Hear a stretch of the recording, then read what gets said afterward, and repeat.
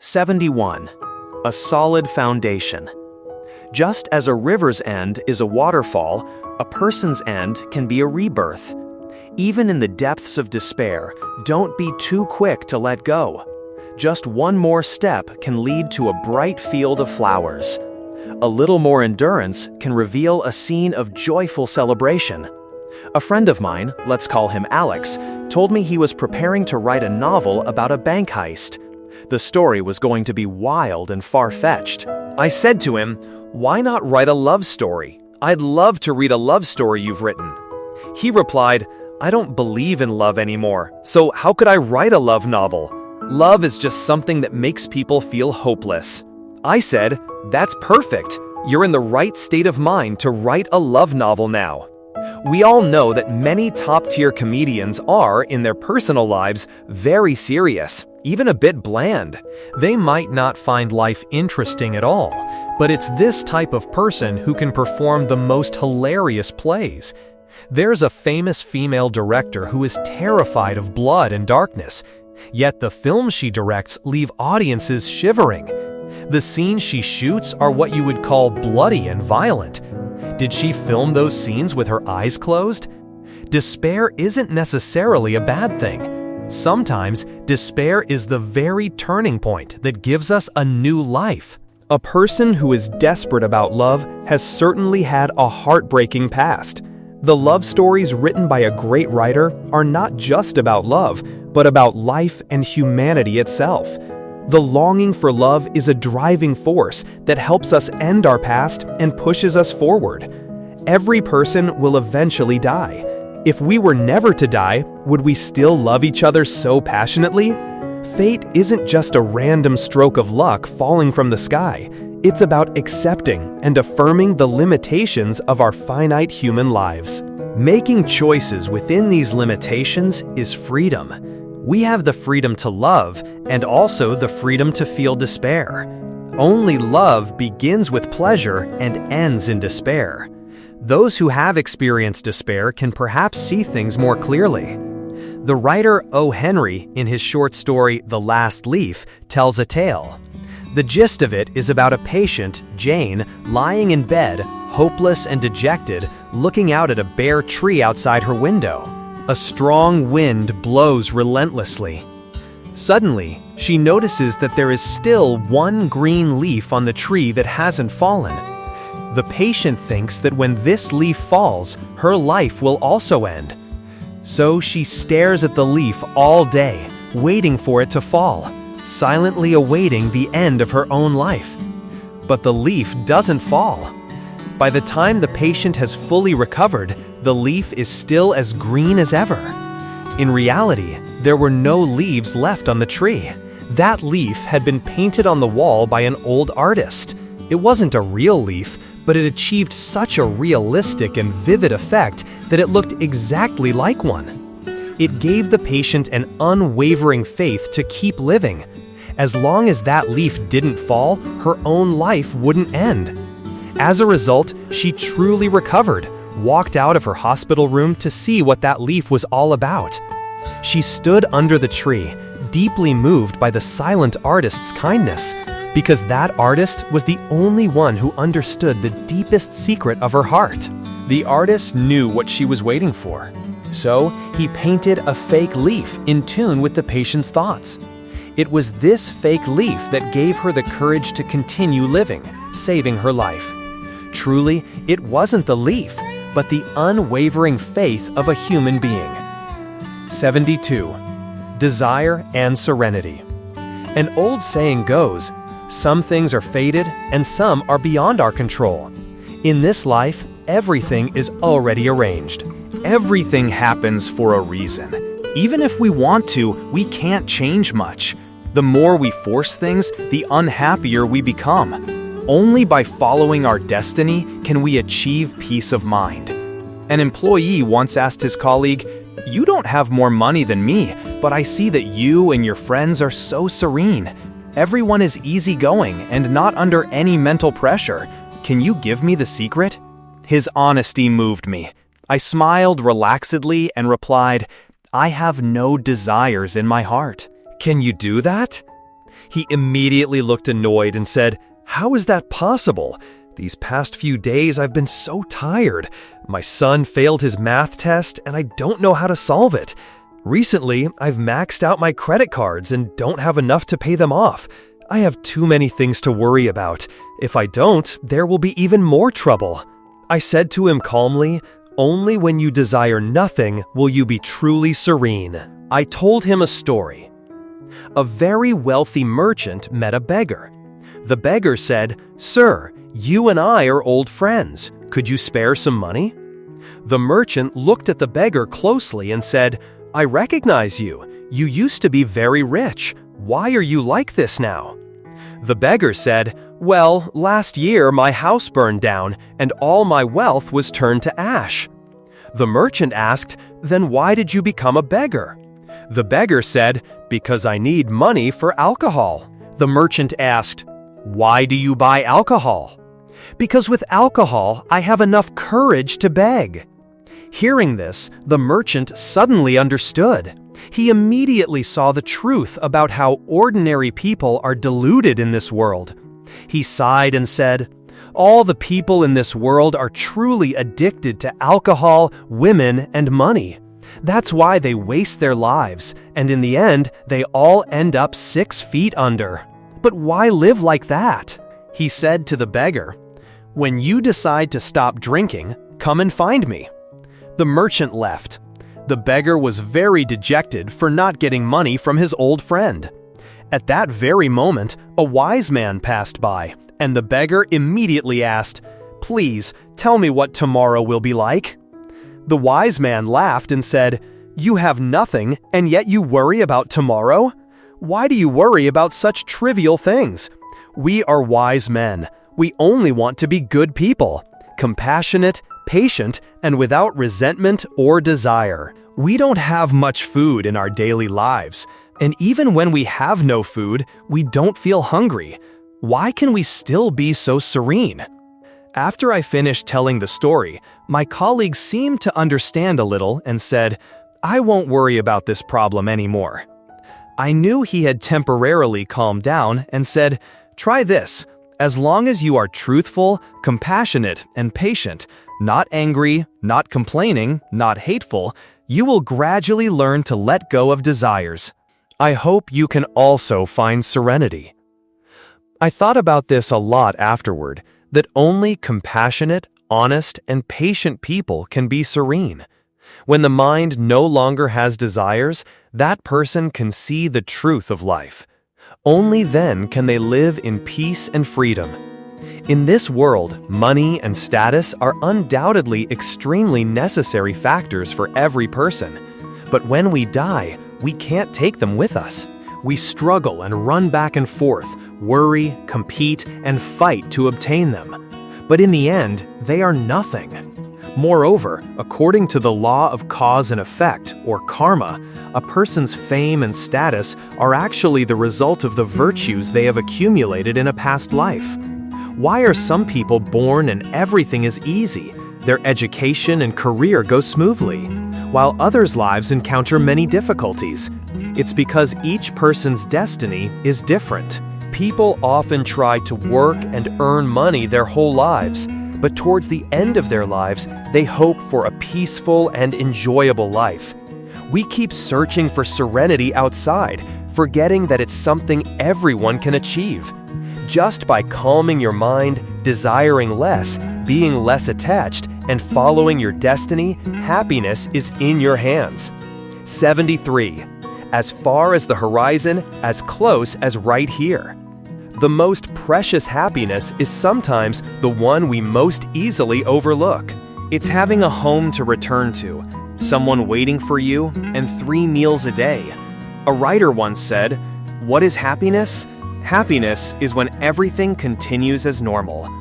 In reality, the simplest happiness is having someone wave goodbye to you in the morning and wait for you in the evening. Hiding backpacks in a corner together and leaving, or stuffing smelly soccer cleats under the desk. These are the things people often don't pay attention to. But when you reflect on this seemingly very normal yet peaceful life, if you don't appreciate it, you will eventually regret it. There's a short and simple story. A puppy asked its mother, "Mom, where is happiness?" The mother dog told it, "Happiness is right on your tail." And so, the puppy turned to catch its tail to see what happiness looked like, but it found that no matter how hard it tried, it could never catch the happiness on its tail. It could only spin in circles on the ground until it got dizzy. So, it told its mother about its worries. The mother dog smiled and said, "Don't try to catch your tail, just keep moving forward, and happiness will always follow you." This story helps us understand that, in reality, each of us is in a state of happiness without knowing it. Happiness can actually be this simple. When you leave the office after work, you know where you need to go. When night falls, you know a light will be turned on for you. When you're hungry, you know a hearty meal is waiting for you. To be blunt, the most precious happiness, but the one we most easily overlook, is having a home to return to, someone waiting for us at home, and food to eat. That's it. Someone once said, "If you miss a bus, there will be another one. If you spend all your money, you can earn more. If you lose your job, you can find another. But only home and family are unique, irreplaceable." Happiness is something we search for our whole lives. But in reality, it's very simple. It's the close, simple things of everyday life. Laughing and talking every day, being happy with family. Home is the beginning and end of a person's life, a sanctuary for both body and soul. When a person has tasted everything in life and returns to a normal life as before, they realize that happiness is so simple. It's nothing more than having a warm home with loved ones inside, eating 3 meals together, experiencing the 4 seasons. Every day simple, with nothing changing. Life is short.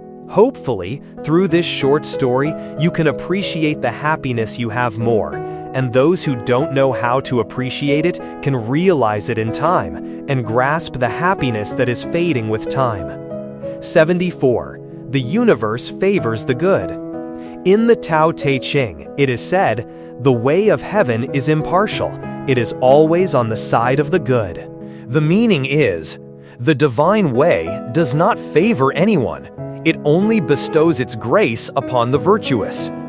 The way of heaven is impartial, because there is no place it does not encompass, no place it does not contain. It treats all things in the world equally. It is always on the side of the good, because a good person creates well-being for all living beings, bestows blessings upon themselves, and is naturally favored by the divine. The way of the universe treats us all equally, so whether one can be a good person or not depends entirely on oneself. How you act will determine your destiny. The height or lowness of your inner qualities will determine how broad or narrow your vision is. At this point, the Evolve Everyday channel would like to share a quote with you. A smile can change a day. A hug can change a week, but a word can change a life. We believe you have drawn your own lessons. We encourage you to share your experiences in the comments section so we can all learn from each other. If you like this content, please hit the like button to help spread it to more people. The Evolve Everyday team sincerely thanks you for spending your valuable time listening to this video. 75. Hold good intentions in your heart. Don't be calculating with people over money. Don't hurt people for personal gain. Don't use tricks to harm people. Don't look for ways to torment people. Be simple and not calculating. Be kind and not malicious. Be sincere and not deceitful. Be respectful to your parents. Be sincere with your friends. Cherish your partner. Be enthusiastic with your colleagues. Treat everyone around you with kindness. Care for those beside you. Whatever you do, always leave a way out for yourself and for others. When you give to others, do it with love. When you reward others, do it with kindness. As long as your spirit is always joyful, good fortune will always be near. Just by holding good intentions and speaking gentle words, you can forge a good connection with others. 76. For one who does good, though fortune has not yet arrived, disaster has already departed. The philosopher Zhuangzi said, "For a person with good intentions in their heart, even if fortune has not yet arrived, disaster has already departed." All our lives we pursue good fortune and prosperity. Some people pray to gods, hoping for divine help. But in reality, blessings don't come from others, nor from a specific place, but from one's own spiritual practice. In an old collection of tales, a short story is recorded. In ancient times, in a certain town, there lived a couple, the Wilsons. They had a single son named Leo. When Leo was just 3 or 4 years old, while attending a town fair, he was kidnapped by human traffickers. The couple searched everywhere in the city, but couldn't find their son. They had to borrow money from a wealthy family and set out to find him. The journey was arduous, through high mountains and deep rivers, and their travel funds were limited. Mr. Wilson had to do some small trading on the roadside to earn extra money, which was incredibly difficult. One day, while walking, he found a blue cloth pouch containing a large sum of money. Although Mr. Wilson was poor, he knew that he couldn't take ill-gotten wealth, so he stood there and waited. Eventually, he was able to return it to its owner. The owner was incredibly grateful, invited Mr. Wilson to his home as a guest, treated him to fine wine and delicious food, and even wanted to give him some money as a token of thanks. Mr. Wilson, of course, refused.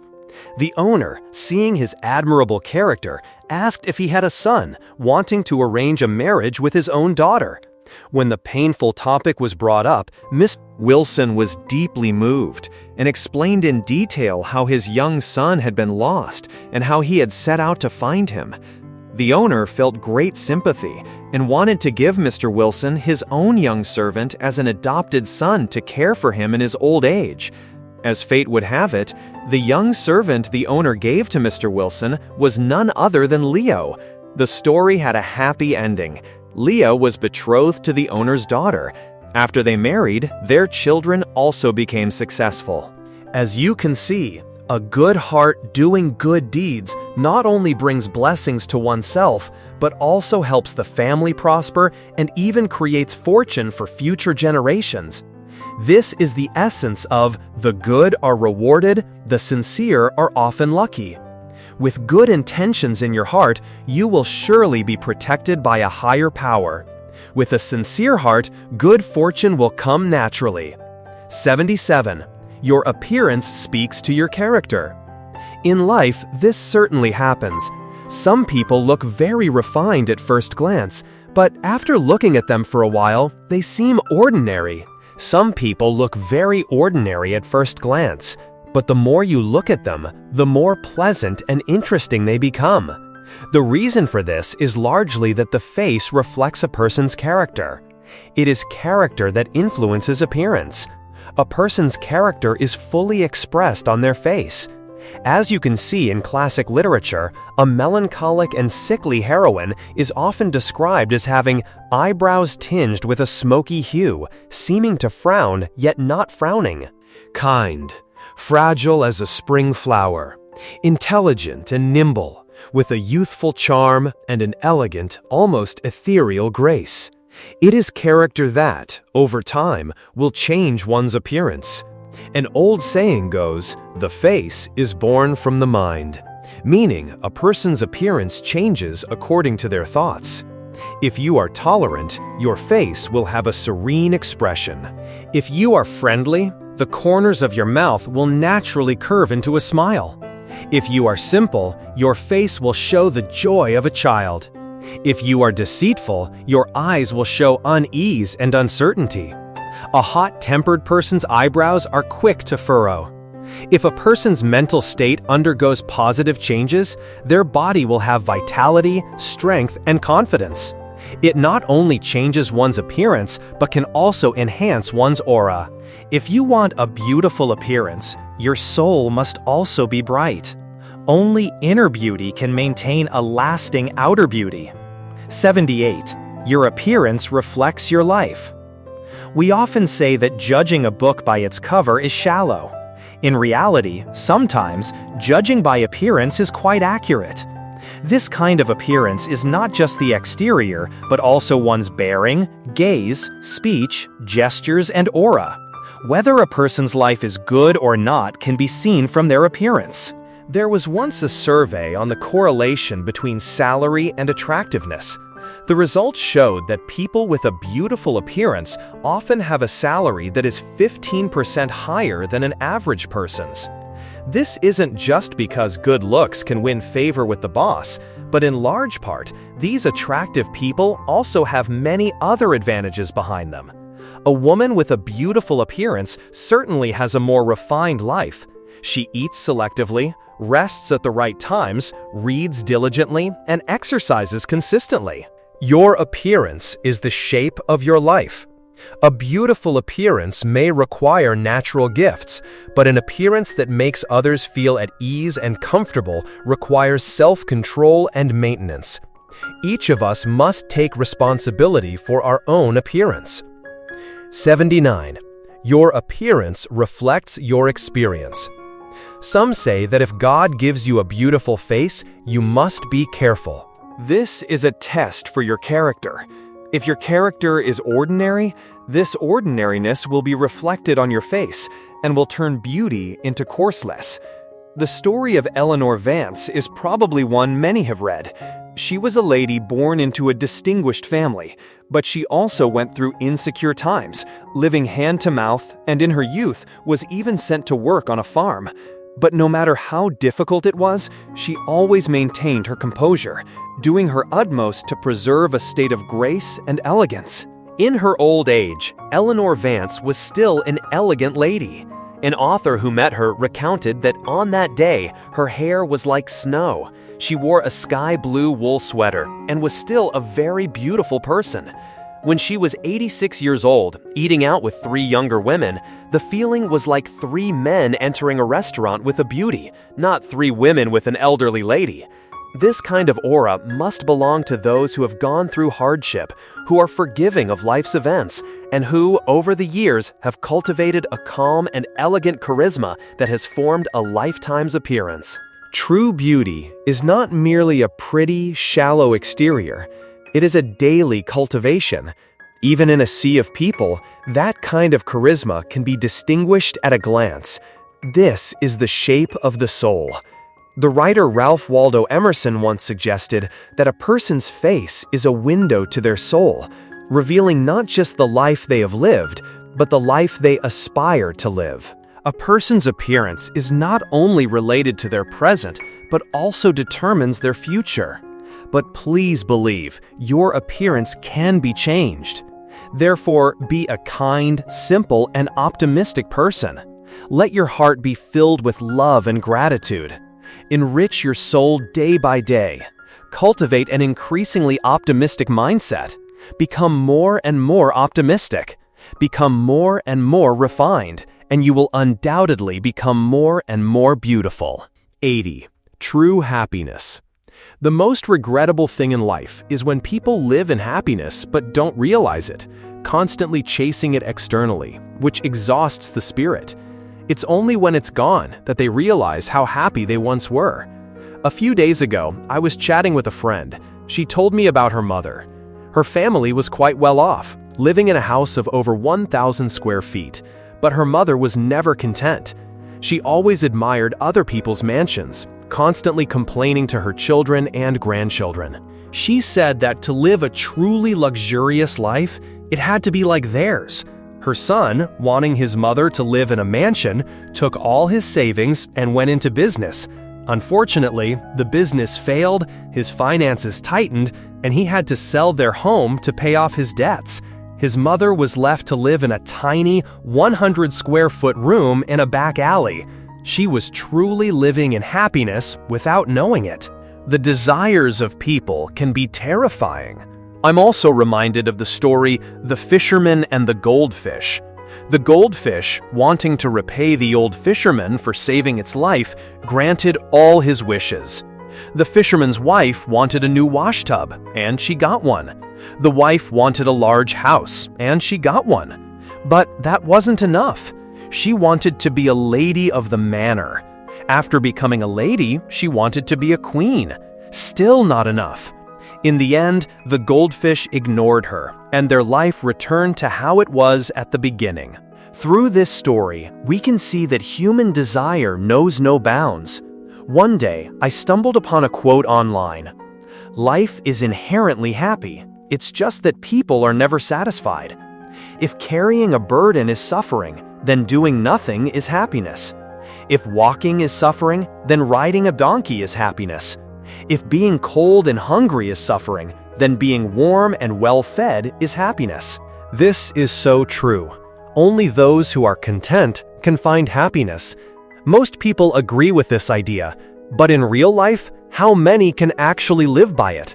I also read a story, The Poor Man and the Angel. The story goes like this. There was a poor man whose house was very small, with 4 generations living together. They were always crowded, living in indescribable misery. He prayed to an angel to help him escape this predicament. The angel appeared and said to him, "Bring your chickens and ducks into the house to live with you. Let them eat and stay with you for a week, then come find me." A week later, the poor man, having had enough of the torment, once again begged the angel for help. The angel appeared again and said, "Chase all those animals out. Let them return to their coop. Come back to me in a week." A week later, the poor man knelt at the angel's feet, thanking him for his grace.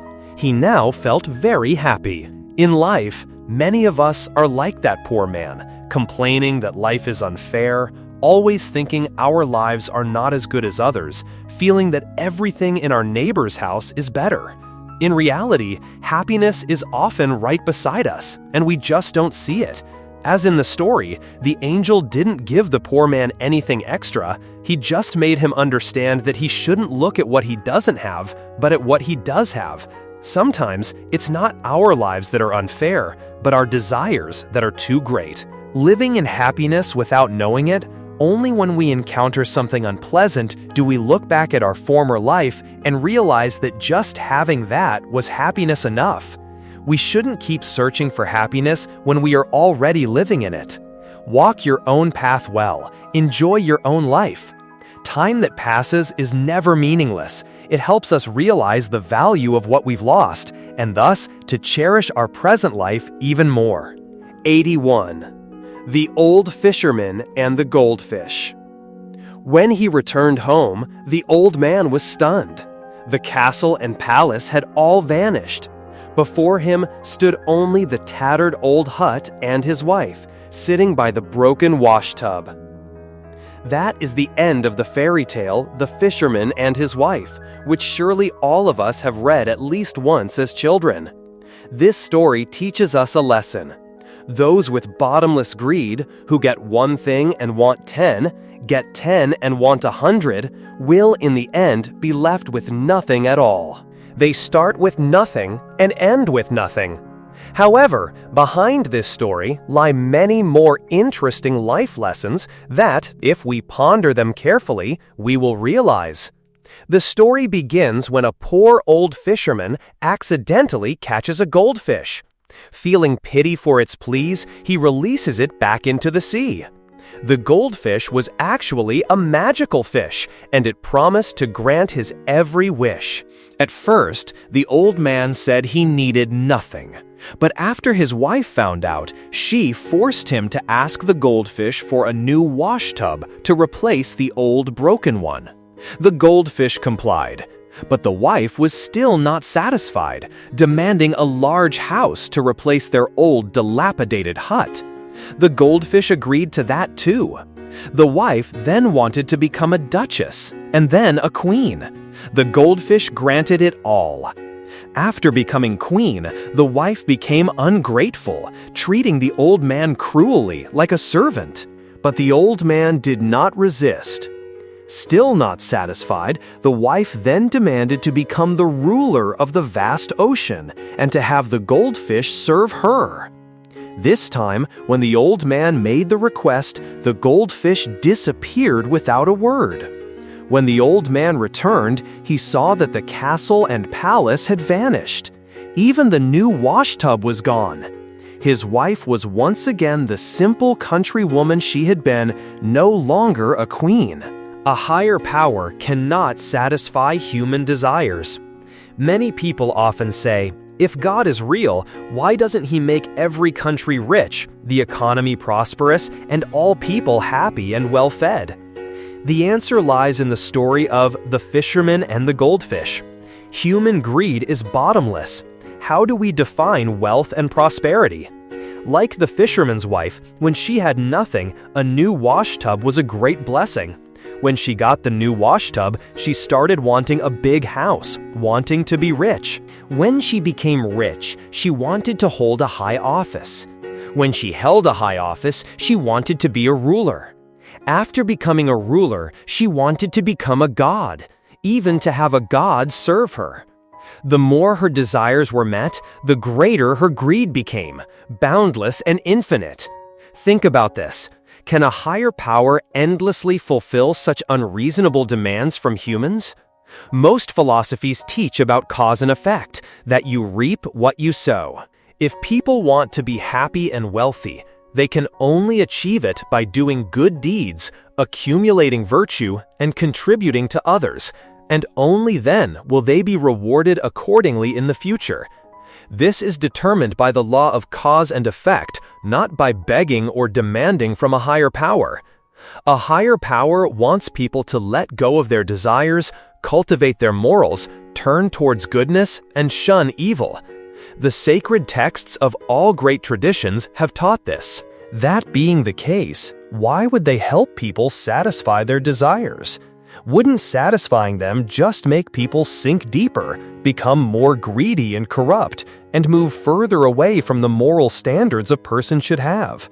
Why would a higher power push people into a swamp where they only sink deeper and deeper?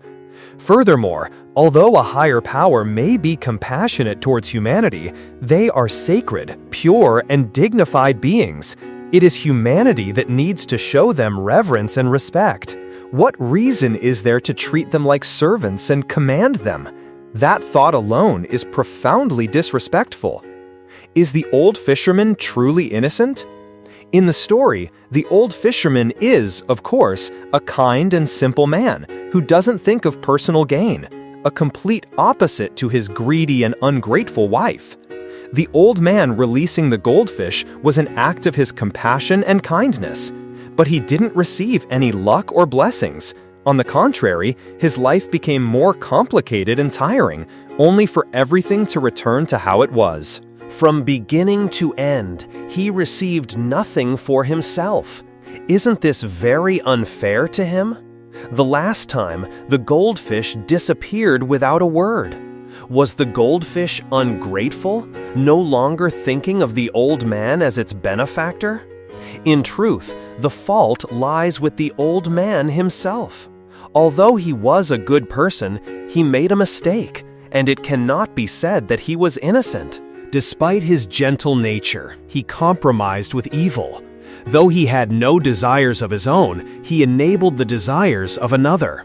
We can see very clearly that the old man's attitude towards his wife was not tolerance or patience, but weakness and cowardice, to the point of being unable to distinguish between good and evil. If, in a family conflict or in his relationships, the old man could forgive others when they made a mistake and repented, or if he didn't clash with others for his own small benefit, that would be tolerance. But in this case, faced with his wife's extremely unreasonable, greedy, and wicked demands, he simply accepted them. Faced with his wife's expanding evil and desire, he showed no resistance, but instead bowed his head and endured. In reality, this is a form of fear, a fear of evil, a fear so great that even knowing something is wrong, one turns a blind eye, lets it run rampant, and even watches it harm others while remaining silent to keep one's own peace. If the wife had only wanted a washtub or a large house, it wouldn't have affected anyone. But to let her become queen, An elderly, uneducated woman suddenly put in charge of an entire kingdom would be a disaster for the people. How would she rule the nation? How would she select talented officials? When the country faced natural disasters, how would she aid the victims? When the country was invaded, how would she command the army to protect the borders? This alone would have harmed countless people. In fact, the goldfish gifted the new washtub, the grand house, the titles, and the kingdom, all to repay the old man. That is, they were given to him for his kindness, not to his wife for her demands. But the old man didn't understand this. He just thought his wife could get whatever she asked for from the goldfish. Although he had no selfish motives, by fulfilling his wife's selfish desires, it's probably not wrong to say that he himself caused his wife to become increasingly wicked and selfish. Because he let his wife's greed expand unchecked, she eventually became a ruler and was still not satisfied, even wanting to become a god and have a god serve her. For someone like her, that was, of course, impossible. The goldfish taking everything back without a word was a punishment. 82. Why do you get angry? One time, her son-in-law and daughter were arguing. The son-in-law was being very aggressive and uncontrolled. A normal person would probably have confronted the son-in-law, defending their daughter, but she looked at the issue objectively, found the cause of the argument without taking sides. While comforting her daughter, she also guided her son-in-law, pointing out her daughter's shortcomings with good intentions. In the end, her daughter realized her own issue and made up with her husband.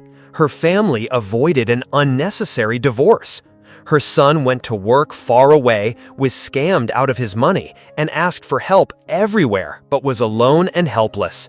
She advised her son to take the loss as a lesson learned and gave him some money to start over. Her husband was hot-tempered and always harsh with her. She didn't take it to heart, always telling everyone that her husband was a good person, just sharp-tongued but kind-hearted by nature. Some might think that such a patient person is too foolish, but from another perspective, everyone has to face troubles in life. Anger and fighting only cause more suffering for oneself and change nothing. Only a person with a generous heart, who doesn't keep score of wins and losses, can skillfully navigate conflicts and turn misfortune into fortune. The ancients captured this wisdom with the idea that, to be a great leader, one must have a big heart. If a person doesn't have great patience and a generous heart, they cannot accomplish great things. A grateful person and a resentful person will lead two different lives. When meeting others, the grateful person will praise their strengths, while the resentful person will nitpick their flaws. When receiving a kindness, the grateful person will be moved to tears, while the resentful person will think it's not enough. When receiving an apology, the grateful person will forgive and be gracious, while the resentful person will be filled with bitterness. When receiving help, the grateful person will be moved and remember the other's kindness, while the resentful person will only complain that the other wasn't thoughtful enough. When receiving advice, the grateful person will be thankful for the other's good intentions, while the resentful person will suspect they have ulterior motives. Outwardly, everyone lives in different circumstances, but in reality, everyone lives within their own inner world. When each person embraces a philosophy of compassion, the grateful person will be thankful and use every obstacle to continuously improve. The resentful person, when faced with an obstacle, will complain endlessly and thus create heavier karma, sinking ever deeper. The grateful person carries loyalty in their heart, like a fine material that can be shaped into squares or circles. The resentful person holds a deceitful, rebellious heart, not even qualifying as a semi-finished product. When used, it is mostly flawed and worthless. 83. Maturity. What is maturity? Is it gray hair and wrinkled skin? Wrinkles at the corners of the eyes? No, it's none of these. Changes in appearance are merely the traces of time. True maturity can never be seen with the eyes. Perhaps maturity is like ripe plums and peaches, soft and sweet to the taste. We often think that as we get older, our souls will also become more mature and seasoned. In reality, that's not the case. Maturity is like a process of life's events repeating over the years.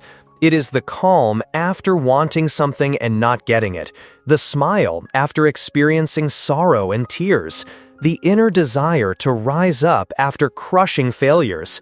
True maturity has never been related to age, and even less to time, but rather to a quiet and peaceful inner state.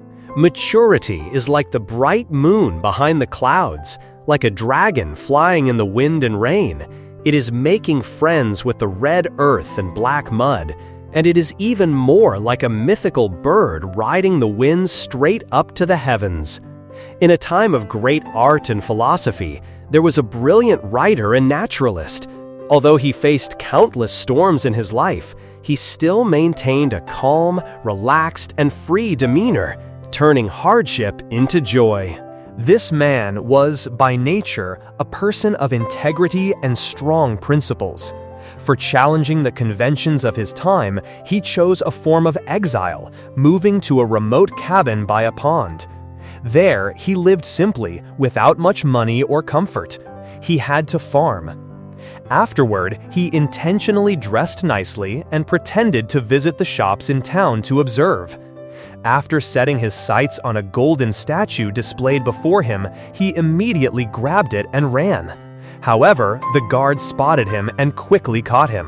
When asked why he dared to steal in broad daylight with so many people around, the man simply replied that he hadn't noticed anyone around him at all. This story points to a lesson that greed can make a person blind, even causing them to lose their normal awareness. The man in the story, because he was so focused on the golden statue, was not clear-headed enough to think about the dangers that would come from his theft. In life, there are also people who only ever think about money and fame. This makes everything else in their eyes blur, and they don't even pay attention to the happiness they already have in their hands. 87. Letting go of resentment. In this life, we will meet many people and go through many things. Among them, there may be many people who make us furious, who we hate to the bone. There may be many things that bind us, even causing us to lose our appetite and sleep. When a person cloaks their heart in resentment, it is like imprisoning their own soul. Their eyes are always fixed on the person they resent, and they will do things unconsciously towards that person. Gradually, their life becomes less and less their own and more uncomfortable. It's like a painful scar. Every time it's remembered, it flares up, hurting all over again. The more you cling to it, the harder it is to heal. Therefore, in life, don't be afraid to be a little forgetful. Forget the past resentments and anger towards others. Letting go is the best form of liberation. When one day we can cast these things aside, we will find that the warm sunlight we haven't seen in a long time finally breaks through the darkness and shines upon us. 88. Don't dwell on past glories. Some say that dwelling on past glories is the biggest obstacle to the future. Everyone has a past. Everyone has had their glory days. But in any case, that is the past. And in life, many people don't understand this, and they continue to define their present life by their past. They see that other people's lives in the past were not as good as theirs, but now those people are doing much better. And in their hearts, they don't want to try to keep up, and they feel it's unfair. What gives him the right? He used to be a nobody, and now he's doing so well? While others take steps forward, they cling to the past, even thinking themselves clever. Thus, the gap between them and others grows larger and larger, and life becomes more and more stagnant. Those who dwell on past glories and refuse to let go will see themselves as truly talented but unlucky, that life has deliberately created obstacles and difficulties for them. Then their hearts are filled with resentment and injustice, and they see nothing good in anything. Yesterday cannot stay. Neither can past glories. If you don't pay attention to the glories of the past, you won't stop moving forward. You won't develop dissatisfaction with life, and this life will move forward beautifully. 89. Please be a forgetful person. Let's look at the people around us. We will discover that those with good memories often have uncomfortable lives. These people, in their hearts, always harbor many people and events. They refuse to let go, and thus they trap themselves, always struggling in torment. This life is just too short. There isn't much time for suffering and waste. Why not be a person with a slightly poorer memory and not let the people and events of the past become chains that bind your heart? Life needs to move forward. Forgive others, forgive the past, and forgive yourself as well. 90. Let everything flow like water. Water is a substance with no fixed shape. It flows with the current and the terrain. However, the ancients also had a saying, "A mountain can't stop water, and running water erodes stone." Therefore, the ancients believed that by behaving gently, following the flow of time like water, all things would go smoothly and as desired. All of this is encapsulated in the concept of non-contention. Non-contention is different from a non-ambitious attitude, because limiting contention expresses a heart that respects natural laws, avoids breaking the balance of all things, doesn't lose the great for the small, and most importantly, doesn't lose oneself in the ever-changing flow of life. Action should also not be rushed, because there is a saying, "Haste makes waste."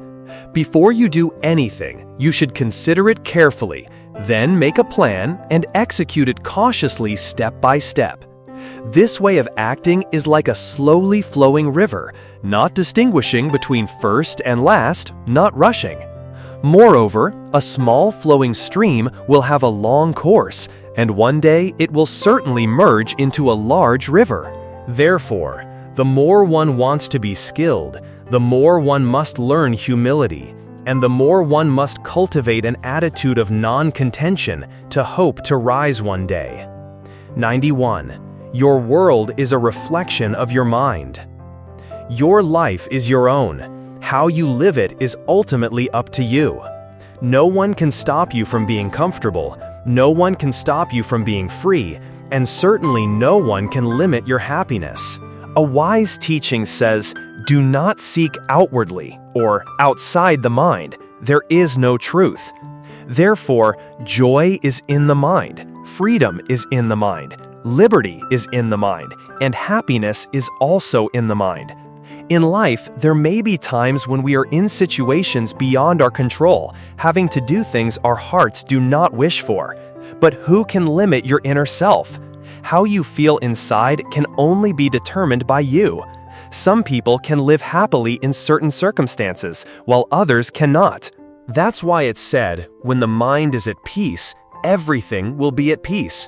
Even in an unfavorable situation, you can still be happy and comfortable without needing to strive for another path. Some people are never satisfied, constantly chasing pursuits, fighting back and forth, and in the end, their goals move further and further away. This type of person may achieve great success, but the joy they get is not much. All sorrow and joy are determined by yourself. They do not depend on objective circumstances. For example, a woman who is not fond of jewels and gems, even if a mountain of treasures were in front of her, it could not move her heart. A poor scholar would rather embrace 10,000 books than agree to exchange them for 1,000,000 diamonds. A person satisfied with a simple life in the countryside will not envy anything like a renowned academic or a high-ranking official. The more serene life is, the brighter the inner self will be. There's no need to show off. Inner peace is true peace. Happiness is the peace of the body and the tranquility of the soul. The well-being and health of the body is the point of happiness in this world. The serenity and harmony in the soul is the pure land, the paradise. 92. Big and small, do you know yourself? A friend once told me about visiting a relative, an aunt. This aunt had never in her life worn a pair of shoes that fit, but usually wore shoes larger than her foot size. When others asked her why, she would say, "Large or small shoes cost the same, so why not buy the larger size?" Every time I retell this story, many people laugh until their sides hurt. But in life, we can encounter many such aunts. For example, someone who is not a writer writes thick, bitter works. Someone who is not a painter repeatedly paints supersized canvases. Many people relentlessly pursue great things, but in reality, it is only driven by desire. Like buying big shoes and forgetting one's own foot size. No matter what shoes you buy, the most important thing is that they fit. No matter what you pursue, being moderate is the smartest thing. 93. Falling ill because of a snake. During the Jin dynasty, there was a man named Lawrence. One day, he invited his friend to his house. When the friend arrived, Lawrence noticed he didn't look well. When asked, the friend replied that he had been feeling unwell since the last time he was at a party at Lawrence's house. That day, this friend had drunk some wine from a cup in which there was a small snake. Because of that, he had fallen seriously ill and had to stay in bed.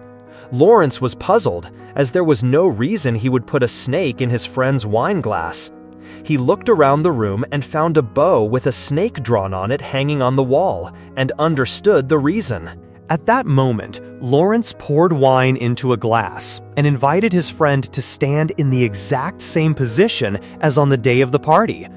Then, he told his friend to look into the wine glass to see if there was a snake.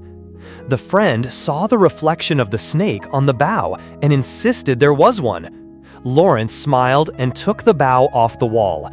Lawrence's friend was surprised because the snake suddenly disappeared. Then, he understood that there had been no snake in the wine glass the last time either.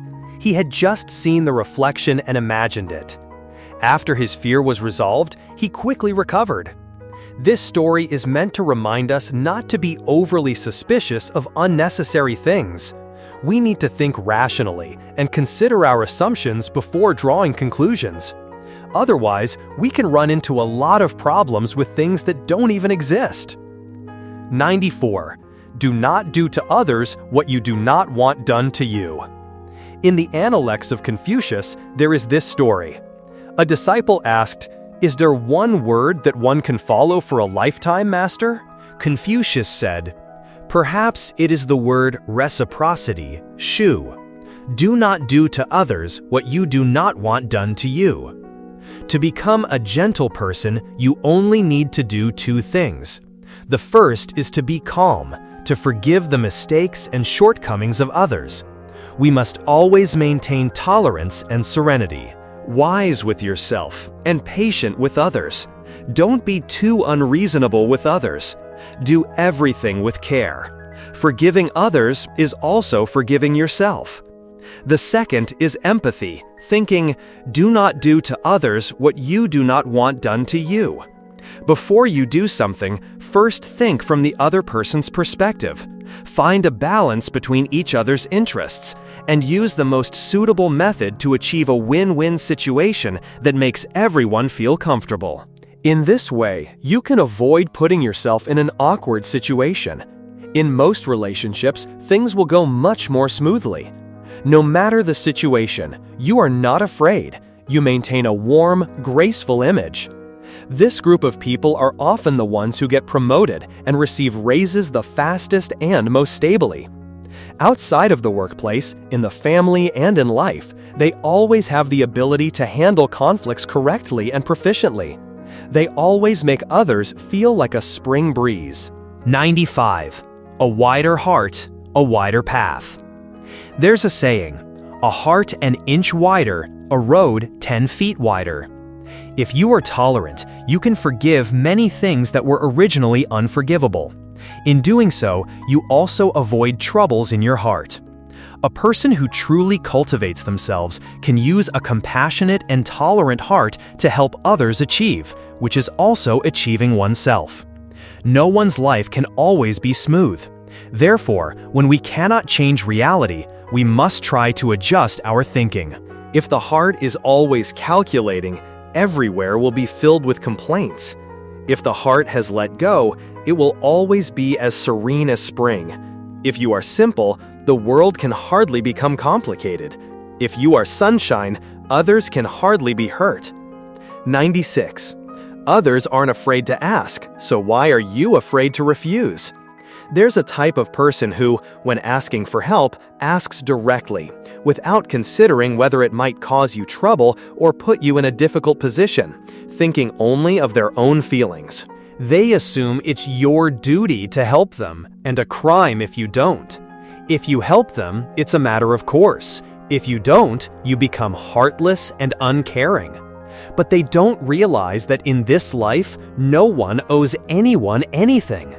So if I help you, it's out of kindness. If I don't, there's nothing wrong with that. A few days ago, I got a call from Tom. We hadn't been in touch for a long time, yet his first sentence was, "Is that shop on the corner owned by your relatives? My classmate is going there today. Get them a small discount." In what way did this tone sound like a request for help? It was clearly more like a command. Reluctantly, I had to call my relatives, arrange it, and then call Tom back. As soon as I finished speaking, he hung up without even a word of thanks. At that moment, I felt incredibly uncomfortable, angry with myself for being too accommodating and not daring to refuse. Not only did I lose money, but more importantly, I didn't even get a thank you. A person who doesn't know how to be grateful will, over time, see the help of others as a given. Your politeness only encourages their bottomless greed. With this type of person, you don't need to consider feelings. You must refuse decisively, firmly say no. 97. Being too polite can be your downfall. Then there's another type of person who claims to have a good relationship with you. They come to you for help. Even their family members come to you when they need help. Out of a sense of obligation, you reluctantly accept. Unexpectedly, the other person takes a mile when you give an inch, turning you into a useful tool for them to exploit. His friends, his relatives, his colleagues, his loved ones, even his distant cousins are all brought to you for favors. He brags everywhere that he has a close relationship with you. So many things can be resolved easily without any cost. But he doesn't realize how many unspoken words are hidden in every time you help. Nick is just that type of person. At the time, I was in charge of the sales department. He bought a car and asked for my help. I decided I couldn't refuse. But not long after, he brought a relative to buy a car. Next was a colleague. Then the colleague's colleague. The colleague's friend. Sometimes, he even brought people who were completely unrelated. It was a whole assortment of people. No matter who came, they all haggled, and even used the friendship card. I wished I could just give him a car. Because of my feelings for Nick, I had to put on a smiling face every time, but in my heart, I had to consider every little detail. But the funny thing is, Nick didn't think these things caused me trouble. He even bragged that he had helped me with many sales and wanted me to treat him to dinner to thank him. I was truly stunned, speechless. Finally, one time, Nick brought a friend to buy a car. Because I couldn't meet his unreasonable demand, from then on I became like a great traitor who has a relative but doesn't acknowledge them. Nick and I gradually grew apart. A good friendship was destroyed, one, by my excessive politeness. Years of friendship gradually drifted further and further away. 98. Refusing others is not wrong. Don't let politeness harm you.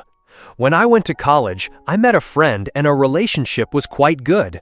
One time, that friend said her mother was sick and wanted to borrow money from me. Because I couldn't bear to refuse and truly wanted to help my friend, even though I was a poor student at the time, I still took the living expenses my parents gave me to help her mother. Helping a friend in need is right, but when everything was okay, I was too shy to ask for my money back, and that turned out to be a mistake. Just because of the words politeness and shyness, I created difficulties for myself. In the following days, because I didn't dare to tell my parents that I had lent out my living expenses during tough times when I had to make ends meet, I had to calculate every meal meticulously. My standard of living dropped lower and lower. It was then that I truly felt how money can challenge a hero. But who would have thought, after half a year, there was still no sign of the money being returned? A few times I saw her, I intended to ask, but because I was shy, the words came to my lips and I swallowed them back down. After that, there was no longer an opportunity. Don't people say that problems that can be solved with money are not problems? But it seems that you can use money to test a relationship, to see what true affection is. Linda once said, "There are many ways to ruin a friendship, but the kind of hurricane that can uproot a friendship is lending money." In life, how many times have conflicts over money not started because of the shyness to refuse? 99. Does spiritual practice require a secluded mountain? Kazuo Inamori, one of Japan's most famous entrepreneurs, once said, "Work is a form of spiritual practice, and the workplace is a monastery." Every job is an opportunity for spiritual practice. Spiritual practice at work is not about sitting upright and solemnly reciting prayers, nor is it about pretending to be wise. It is an action that arises from a strong inner force. Work has a value and meaning that is both noble and profound for everyone. Labor can help us overcome desires, temper our minds, and cultivate our character. Its purpose is not just to exchange for the necessities of life, because exchanging for the necessities of life is only a side effect of labor. Therefore, it is very important to devote all your spirit to your daily work. Only in this way can you achieve the highest level of spiritual practice in training the soul and elevating the mind. The Buddha taught that diligent effort is extremely important, one of the methods to reach the state of enlightenment in spiritual practice. Diligence refers to the effort in work with the mind focused on the task at hand. In work, consciously delve into your innate potential and maximize its effectiveness. Cultivate character, temper the mind, and raise your level. Therefore, focus your spirit on one thing. Always be diligent in your work and not lazy. The process of daily effort will train your soul and at the same time nurture a character of depth. There's a saying, an achievement in a job is not as good as the achievement of a person who knows how to work. Labor deserves to be revered. This is the principle. Tempering the mind, this phrase might make people think of religious practice. In reality, to love a job from the bottom of your heart, you must be wholeheartedly dedicated. Character must be cultivated through work, which also means that philosophy is conceived from sweat and tears, and the mind must be tempered in daily labor. Be wholeheartedly dedicated to the work you have to do, think ceaselessly, and strive to accomplish it. Only then will you know how to cherish every day, every moment you have in life. Life is lived only once. Every day must be lived with extreme seriousness, without the slightest waste. One must live sincerely, seriously, to the extreme. This attitude towards life may seem foolish, but if one can persevere over a long period, any ordinary person can become an extraordinary figure. Those who have gained fame, the world-famous people, those with the talent to lead in various fields, have likely all followed this path. Work doesn't just create economic value, it creates value for humanity itself. Therefore, you don't need to escape the everyday world. The workplace is the best training ground for the spirit. Work itself is a form of spiritual practice. By simply putting in real effort every day and cultivating a noble character, you can easily attain a beautiful life. In this world, there are only people without ambition, not jobs without a future. There was an old carpenter, over 60 years old. One day, he told his boss that he wanted to retire and go home to enjoy his golden years with his family. The boss didn't want him to leave and tried repeatedly to persuade him to stay. But this time, the carpenter's mind was made up. Nothing could sway him. The boss had to accept.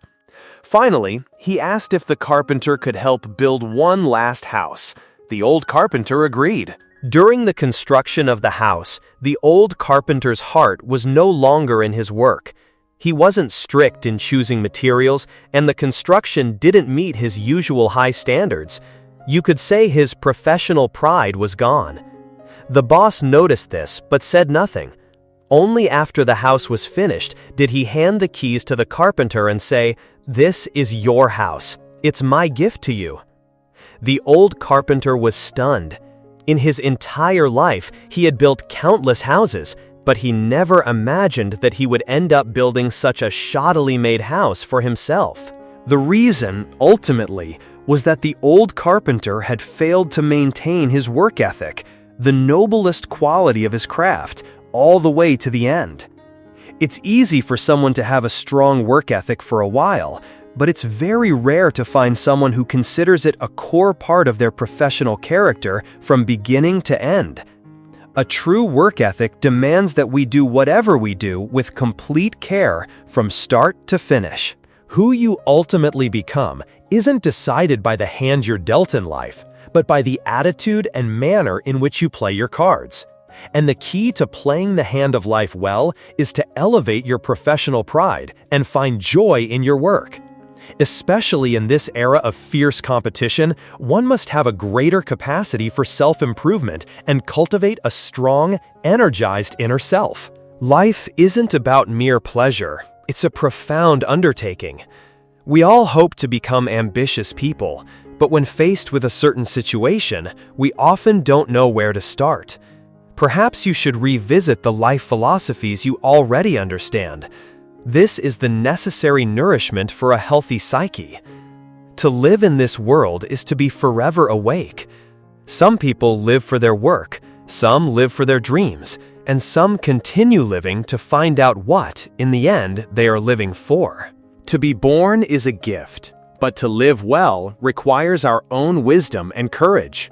Only by starting can you reach your goals. Only through effort can you achieve brilliant success. Only by planting seeds can you reap a harvest. Only by pursuing a path can you experience what it means to be a person of integrity. Only by dedicating yourself to learning, focusing on your work, treating your job as a practice, cultivating your professional spirit, actively changing your attitude, and unleashing an ever stronger life energy can you achieve a calm and healthy life. 100. Don't try to be the smartest person in the room. Many people have a bad habit of cutting others off before they finish their thought. They often think they're smarter or more insightful than everyone else. Imagine this scenario. A group of friends is gathered, and one of them is excitedly telling a captivating, thrilling story. Everyone is listening intently, completely absorbed. Then, another person joins the group, and without a second thought, interrupts the storyteller and blurts out the ending. As a result, the engrossed listeners are let down, and the storyteller's joy is ruined, and no one feels very warmly toward the person who interrupted.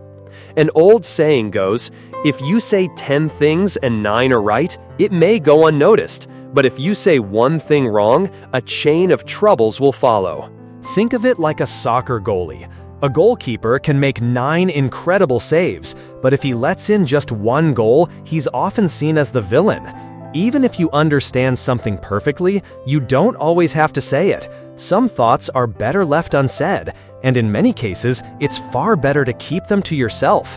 Interrupting not only makes the other person lose respect for you, but it can also lead to unnecessary misunderstandings. A young man was truly in love with a girl, but was too shy to ever say so. Then, one day, the girl unexpectedly approached him and confessed, "I like you." The young man, his heart pounding, hastily said, "You're a great girl, but..." Before he could finish, the girl cut him off. "Okay, I get it. You don't have to say anymore." The young man stammered, I. The girl turned away and said coldly, "There's no need to say anything else. Goodbye." He was just trying to say, "I like you too," but was too shy to get the words out. And the girl, because she was too quick to interrupt and couldn't listen patiently, would never get to hear the words of love that were meant for her. So many other tragic comic situations, so many other needless misunderstandings arise from the habit of not patiently listening to others finish what they have to say. A person who doesn't interrupt is a person who understands humility, who doesn't show off their intelligence, and who therefore never assumes they know what others is thinking. Thus, not interrupting is the most basic form of social etiquette and the highest expression of personal refinement. 101. True respect. There are many words that are hard to keep inside. If you don't say them, you feel uneasy. Being able to say what you think is a great pleasure, but that pleasure must be built on the fundamental foundation of respect for others. Knowing how to speak so that others don't feel uncomfortable or annoyed is an art of living. We were given 2 ears and 1 mouth so that we may listen more and speak less. To listen, one must let go of the ego, completely understand the other person's feelings, and genuinely care about the person who is speaking. This is why listening is so difficult. Everyone has the right to express themselves, but in many cases, controlling your mouth yields far better results than talking endlessly. Years ago, in a small American town, a little boy kept jumping as high as he could towards the moon. His mother, very curious, asked, "What are you doing, honey?" The boy pointed to the bright, shining moon and said with great excitement, "I have to jump up there." His mother was startled, but still listened silently as the boy described his imaginary journey into space. After she finished listening, she smiled, patted his head, and said, "That's wonderful, honey. Just be sure to be home for dinner, okay?" Many years later, Neil Armstrong became the first man to walk on the moon. Armstrong was that little boy. What was once a childhood game had become a reality. If his mother hadn't been willing to listen to that far-fetched story, but had gotten angry or cut him off, would the world have ever had such a great Armstrong? A wise person once said, "The mouth is the gateway to the heart." Therefore, a person whose words are full of anger, the more they speak, the more they lose. A person of good character always has room for others in their heart. That's why they will never interrupt, but will know how to listen and understand. A person who knows how to listen doesn't have to do anything at all. Just by sitting there and listening intently for a while, their inner self is naturally nourished. We are each given a certain amount of blessings in life. Some people burn through them quickly with anger, while others preserve them for a lifetime through composure. The better a person's temperament, the more blessings they will have. Look at the world with a gentle heart and treat the people around you with kindness.